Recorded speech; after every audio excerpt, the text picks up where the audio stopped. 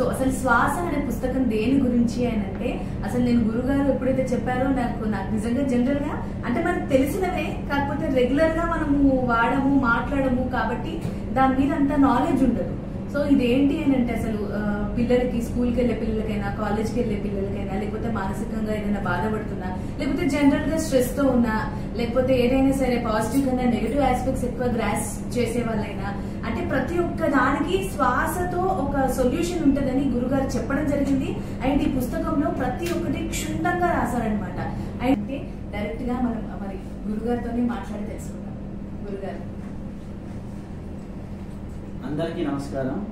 ఈ పుస్తకం అనేది ఎక్కువగా శ్వాస అనే కాన్సెప్ట్, ఇది ఆధ్యాత్మికంగా సాధన చేయాలనుకున్న వాళ్ళకి, ఆధ్యాత్మికంగా ఎదగాలనుకున్న వాళ్ళకి ఇది బేసిక్ నుంచి హైయెస్ట్ లెవెల్ వరకు ఉంటుంది. అంటే ఇది సాధకులకి, అంటే ఆల్రెడీ ఒక ప్రాక్టీస్లో ఒక 5-6 ఏళ్ల నుంచి ఉన్నాయి, ధ్యానం చేస్తున్నా, యోగా చేస్తున్నా, మంత్ర సాధన చేస్తున్నా, మీరు ఏ ఫీల్డ్లో ఉన్నా కానీ వాళ్ళకి ఉపయోగపడుతుంది హైయెస్ట్ లెవెల్కి ఎదగడానికి.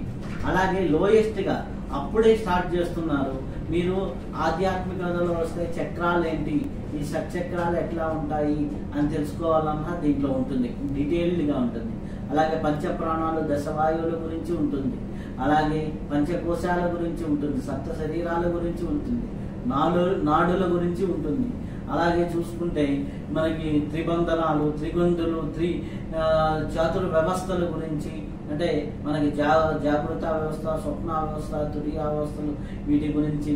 అలాగే మనకి వచ్చేసరికి గుణాల గురించి, రజోగుణం ఏంటి, తమోగుణం ఏంటి, అలాగే సత్వగుణం ఏంటి, వీటికి శ్వాసకున్న సంబంధం ఏంటి, ఇలా అనేక విషయాల గురించి దీంట్లో ఉంటుంది. ఎలాగంటే శ్వాస బ్యాలెన్స్ అయితే మనస్సు బ్యాలెన్స్ అవుతుంది, శ్వాస సమతుల్యం అయితే మనస్సు సమతుల్యం అవుతుంది. ఇలా అనేక విషయాలు ఉంటాయి. అలాగే శ్వాసని ఏ నాడిలో కరెక్ట్గా పీల్చుకుంటే మన జ్ఞాపక శక్తి పెరుగుతుంది, విద్యార్థులు ఎలా ప్రాక్టీస్ చేయాలి, డబ్బు రావాలి అంటే, ఐశ్వర్యం పెరగాలంటే ఎలా ప్రాక్టీస్ చేయాలి, అలాగే అధికారం ఎలా పొందాలి అంటే ఎలా ప్రాక్టీస్ చేయాలి, అలాగే భార్యాభర్తలు అన్యోన్యంగా ఉండాలంటే ఎలా ప్రాక్టీస్ చేయాలి, నాడులో శ్వాస తీసుకుంటే తగ్గుతుంది.